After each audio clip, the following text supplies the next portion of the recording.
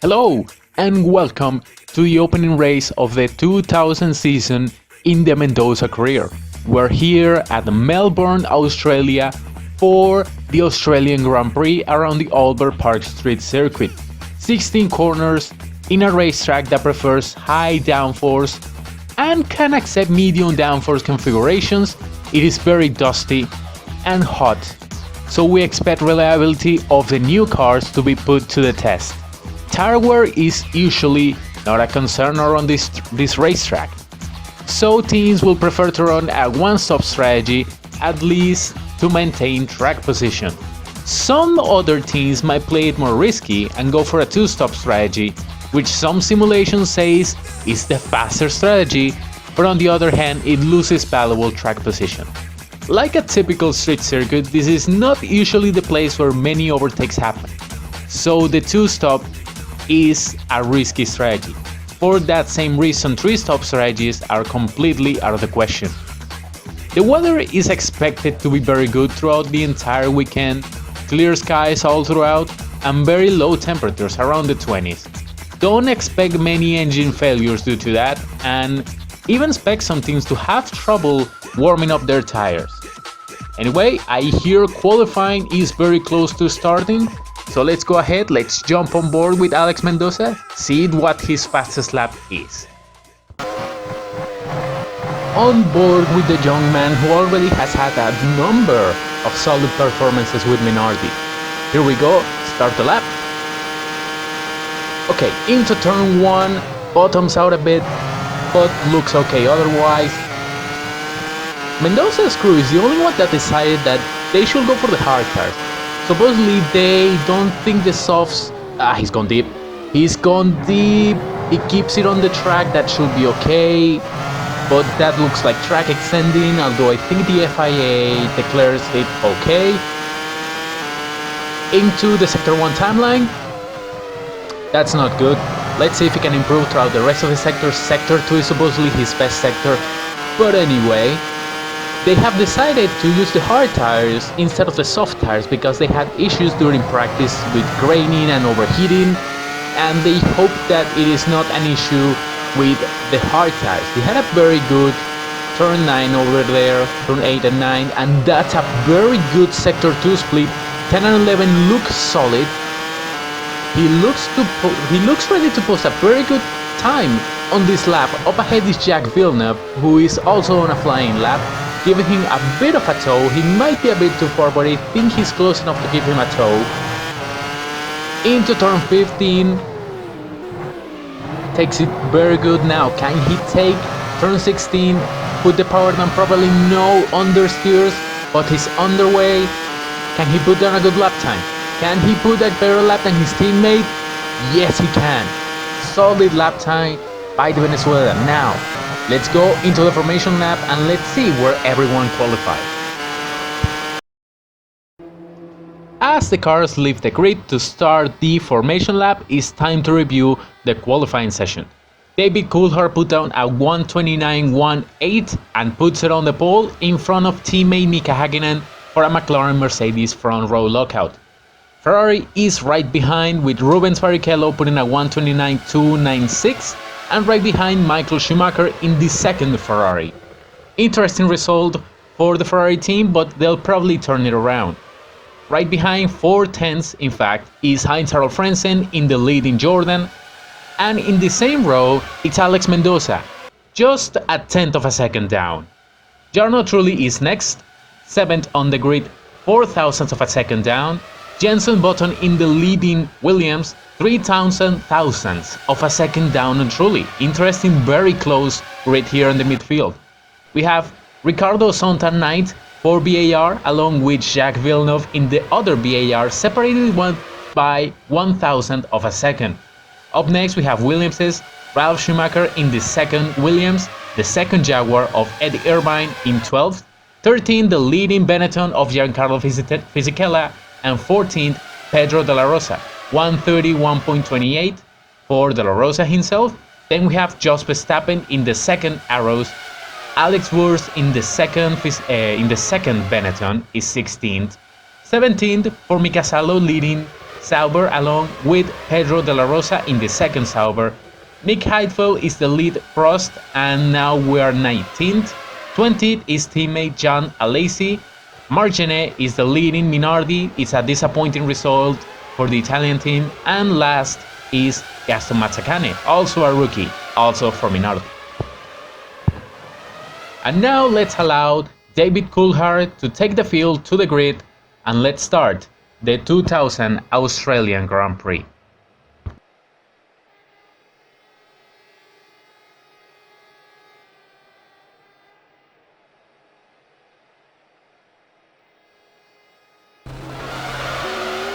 You are ready, we're on board with Mendoza, the lights are on, they're about to turn off, the F1 season is go!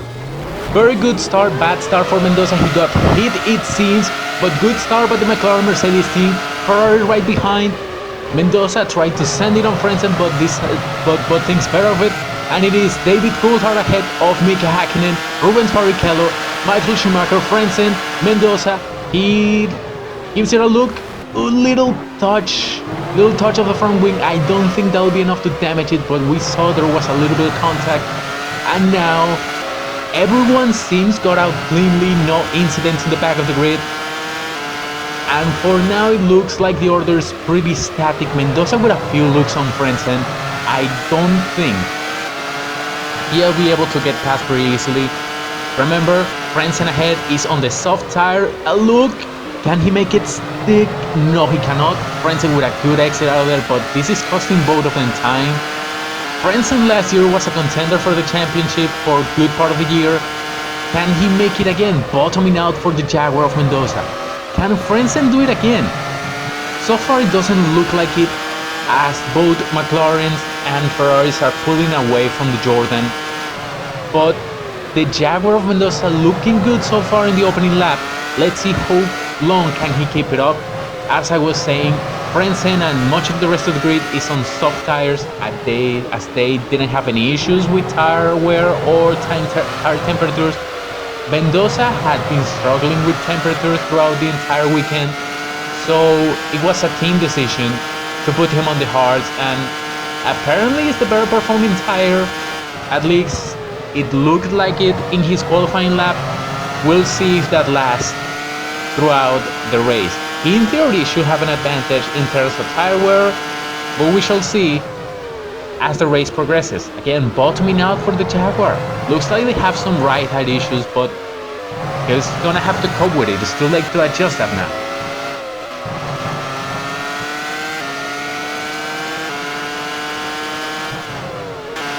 On board again with Mendoza, who has been following Frentzen for the last couple of laps. There has been a team radio recently, look from Mendoza, but there's nothing doing there. Frentzen has been pretty strong in terms of defending, but we don't know if it is actually defending or whenever Mendoza actually wants to pass him, because we've heard a message, a team radio, is gonna be on screen in a moment, that Mendoza is supposed to follow Frentzen and stick with him, not try to overtake him, but just try to keep up with him. In theory, if Mendoza is actually faster, he should take advantage or overtake him, but I guess they want to see if they can keep up with the Jordans. At least that's the idea his race engineer Seal Folk wants to give. Or maybe they are trying to stall the field so that Eddie Irvine, which is behind this group, can actually keep up. We do not know. All we know is that the Jaguar team is planning something. We'll see if they are able to make it work.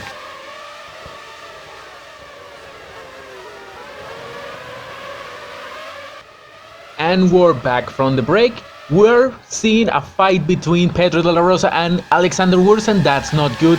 The Supertech engine looks in trouble. They had a lot of issues in the VAR last year, and de la Rosa hits. That's Heidfeld. Heidfeld is out of the race. Same with de la Rosa. De la Rosa lost his brakes and engine, and Heidfeld got caught in a hit. He couldn't see it coming. That's a very interesting way to come back on track. But as regulation states, if you lose your rear wing, you cannot change it back. And that's two drivers out of the race, Pedro de la Rosa and Nick Heidfeld. Shame for them. And we're on board with Gaston Mazzacane, who has been reporting engine issues throughout his stint, and that might be it. Yes, that's it, and that's a shame because we expected them to have a very solid, reliable engine. That might worry Ford, as well as their works team, Jaguar. Both leading teams have been using drive orders to get their main drivers up front.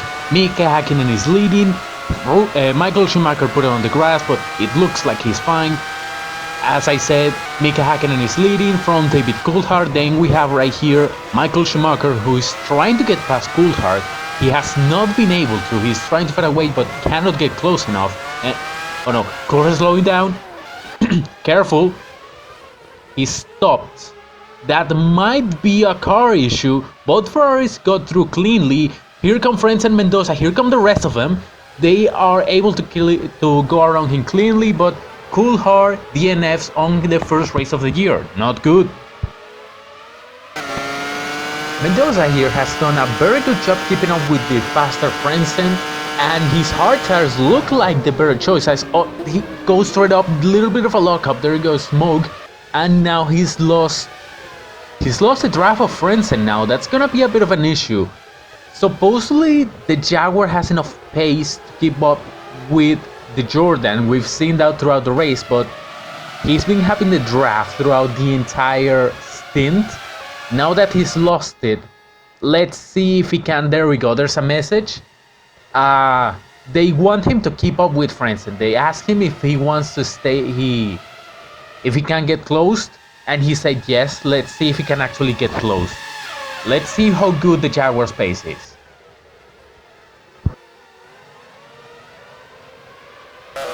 Apologies for my earlier comments. Earlier, it was Jan Alesi that DNF. On board, we're here with Nick Heidfeld. Heidfeld goes straight on, he spins it out.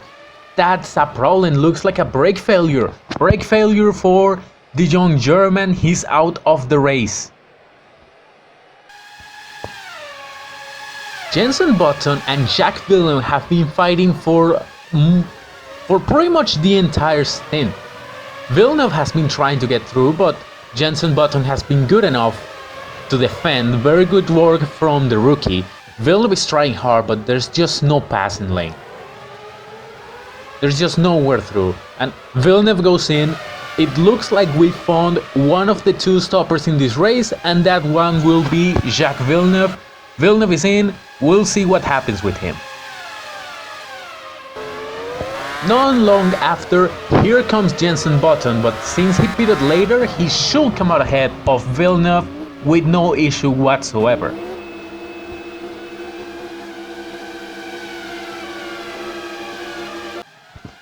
And surprisingly, Mendoza has caught up to Frenzen again.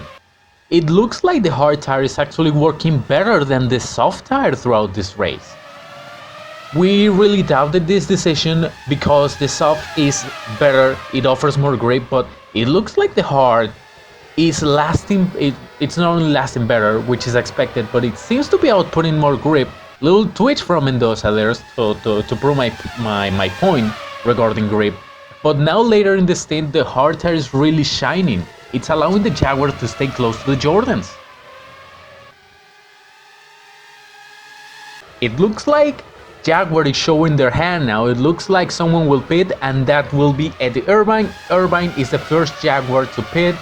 Unfortunate since he was in a fight and maybe could have done something had he stayed out longer. Mendoza's engineer gave him the hurry up. He's trying his best to get past Frenzen now instead of just staying behind. But as we've seen before, there's just not many passing lanes in this track. There is one way to get through, and that is having a strategic advantage. There we go, Frenzen is in. It looks like Mendoza was saving fuel relative to the Jordan man. Now we'll see if he can stretch his legs. He needs to put down a series of fast laps so that he can get ahead. But right behind him is also Jarno Trulli. He needs to save fuel to avoid getting overcut by him, pitting later. Trulli will really negate the advantage Mendoza has right now. Mika Häkkinen has been having a very relaxed race so far. There's no challengers anywhere close, and he's going to come in for his very first stop. The McLaren team is ready, and we'll see if he's able to come out ahead of Michael Schumacher, who already served his first pit stop of the day. Rubens Barrichello picture here has not served his pit stop, but will be taking the lead of the Australian Grand Prix. Now, can McLaren put out their man ahead of Michael Schumacher? We're about to see. We need to see the McLaren crew. There they are. Just imagine there's a crew. Here's Michael Schumacher. They are so far back. I don't think they're gonna make it. There goes Mika Häkkinen, leaving the pits, still in second position. He should take first place in a matter of laps. Just a relaxed race from the part of Mika Häkkinen, and here's Michael Schumacher, still third, net second. Alright, here we go, moment of truth. The Jaguar pit crew is ready in the pits, and so is the Jordan pit crew. Trulli is also coming in. So it is time for a pit crew battle. We'll see which crew can get their man ahead. Frentzen, thanks to the laps both of these men, Mendoza and Trulli, have been able to put down, they are clear of him. They should have no issue whatsoever in terms of fighting with Frentzen or not. They should come out ahead, and they should come out with the better tires as well. Although Frentzen could take advantage of his softs and the early part of the stint, maybe get a move on Mendoza done, but we will see. Stop Mendoza, now Trulli pits in. This should be a win by the Jaguar crew. It should be. He's down on the ground. Wheel spin, there he goes. Out goes Mendoza. That was a solid stop. The Jordan crew was a bit slow, and out he goes. Very clearly, he's managed to hold on to net P4. Now the thing is, where is Heinz-Harald Frentzen? How far away is he from Mendoza? There he is, still at turn 1.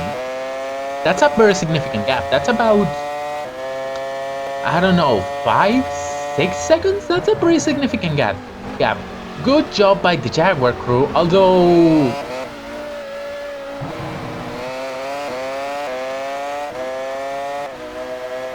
yeah, that could be an issue. He has to save fuel. Good stop by the crew, but Mendoza has some work ahead of him. Mika Häkkinen rounds the final corner. He is going to be unopposed for the lead of this race. Rubens Barrichello had pit a moment ago. There he is. He's leaving the pit lane now. The question is, where is Michael Schumacher? Where is he? There he is.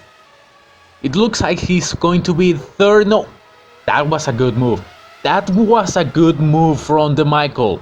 That was a very good move by Michael Schumacher. He's now second, ahead of his teammate who's trying to fight back.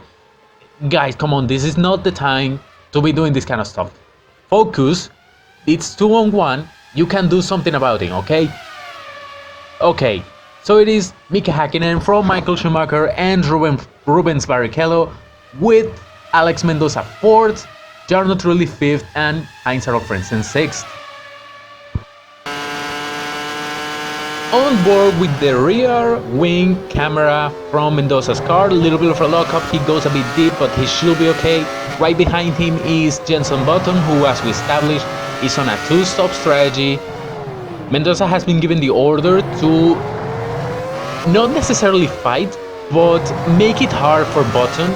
Remember, in his position, he can assist his teammate Eddie Irvine by making life harder on any 2-stoppers right now. So he'll try to stall Jenson Button as much as possible. That's a lot of care. He spun off. He spun it. He keeps it on the wall, but that's gonna cost him a lot of time. That's a very easy way to just wave your opponent by. He's gotten a lot of experience with those spins. He spun a lot during the 1999 season. But that was just a bad spin. Jenson Button is now 4th, although due to stop. 5th is Mendoza with Trulli 6th. Ralf Schumacher has been complaining about spongy brake, a soft brake pedal. He has been told to take care of his brakes for a while now, and oh no, it looks like they finally gave out. he hits the tire barrier, but that should not be a big hit, but that will be him out of the race. Jenson Button has been told the same as his teammate, he needs to take care of his brakes. They've been suffering from brake overheating for the last couple of laps, and they really need to make it to the end of the race. So he's been doing just that. He's been a bit slower, but still faster than the one-stoppers, so he should be fine, but can the brakes hold on? And oh no, that's a bit of an issue. It looks like the brakes gave out, and here comes Mendoza. He wasn't that far back, he avoids the stalled car and truly hits it. That's a big issue. He lost his front wing. Right behind him, Villeneuve and Frentzen, they've been fighting for a while now, truly serving as a roadblock. He needs to let them through. He did the smart thing, he let them through, but Villeneuve took advantage. So Mendoza recovers his spot, Frentzen loses a place, and another two-stopper still ahead of Frentzen. And now another two-stopper has caught up to Mendoza. He has been given the same orders, which is don't necessarily fight hard the position, do not lose time, but fight hard the position. That was a move. Their move was there, but Mendoza didn't let it happen. Villeneuve didn't really commit either. Can he commit to the next move here? No, he will not. He will stay in line. Mendoza has been given the order to hold position as much as he can, to not just wave Villeneuve through, because Villeneuve right now is fighting Irvine in terms of track position, in terms of net position. So if Mendoza can do anything to help, it is just holding off the two-stopper so that Irvine can hold onto the position, and it looks like he's doing a fine job. He has not given Villeneuve any way to pass, and Villeneuve has not the superior tires, but the superior strategy. But here comes inside line into the chicane. Mendoza holds it around the outside, inside, Villeneuve runs wide, and he holds onto the position. Nice job.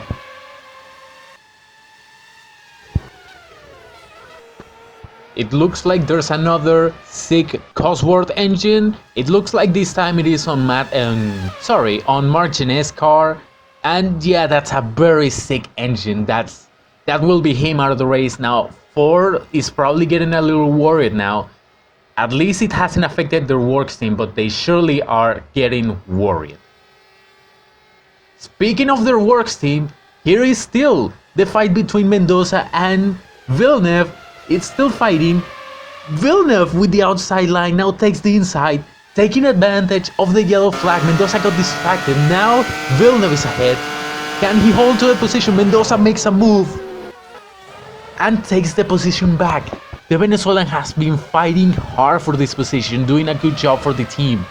And Villeneuve is surely getting frustrated inside that car. He has the faster car. This is pretty much a known fact that VAR has built a very good race car. They have the better engine, and overall they should be better, but Villeneuve just can't get past. And that's the thing with this street circuit, there's just not many overtaking opportunities in this track. It's just you overtake where you can. It looks like no, he won't try here, but there's just no passing lane. And Mendoza has been making his car 3-4 lanes wide, and Villeneuve just can't get through.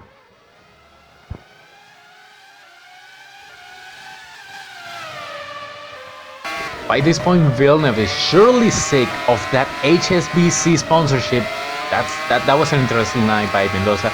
That HSBC sponsorship on Mendoza's rear wing is surely annoying him. He's already seen plenty of this Jaguar as it locks up a bit, but it looks like it is fine. He has been done that a lot, locking up the front right, but so far has avoided any flat spot.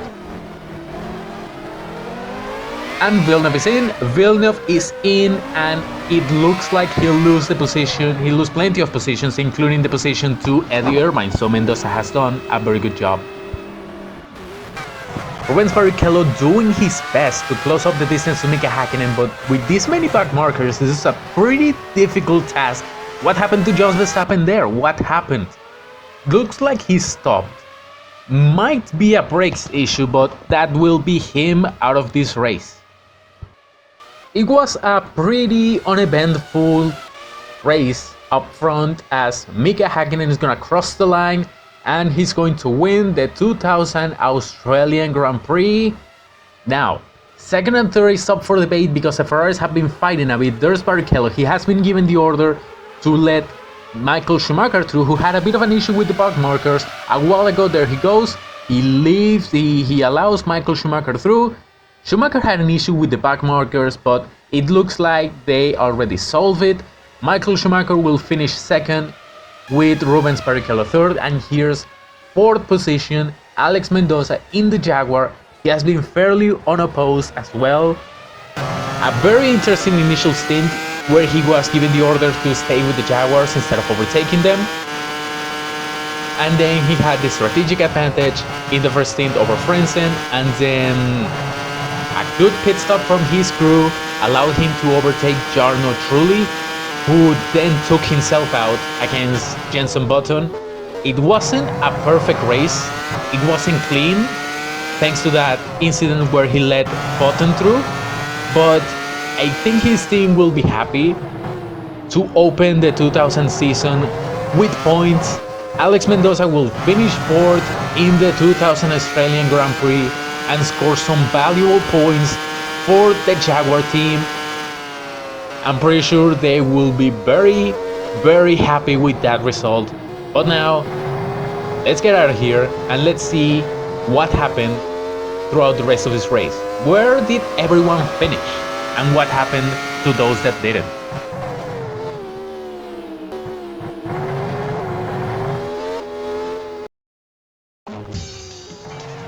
I'm pretty sure Mika Hakkinen will be happy with that result as he wins the 2000 Australian Grand Prix. Accompanying him in the podium will be rivals Ferrari with Michael Schumacher and Rubens Barrichello in that order. Way back and rounding out the point scoring positions are Alex Mendoza in the Jaguar, Heinz-Harald Frentzen in the Jordan, and Ricardo Zonta in the VAR. As for the rest of them, we have Benetton's Giancarlo Fisichella in 7th, Eddie Irvine in 8th in the second Jaguar, Jacques Villeneuve in 9th, also affected, as we said, by Mendoza blocking him throughout much of the stint. Then we have the Saubers, Pedro Diniz and Mika Salo 10th and 11th respectively. Alexander Wurz finishes 12th, and Jarno Trulli will finish 13th, heavily affected by that stop after he crashed with Jenson Button. As for our DNFs, we have Jos Verstappen in the Arrows, Marc Gené in the Minardi, both Williams of Button and Ralf Schumacher, both Prost, David Coulthard in the McLaren, both Minardis, and Pedro De La Rosa as well. Multiple reasons for the DNFs, as you can see, but as we expected, this track is plenty hard on the components of the cars. Very few people finish the race, actually 13, so that's a pretty typical DNF rate at this racetrack. We will see what happens at the next race. I hope to see you there, I hope you enjoyed it, and I hope you're ready for the next race. And I hope to see you there. Goodbye.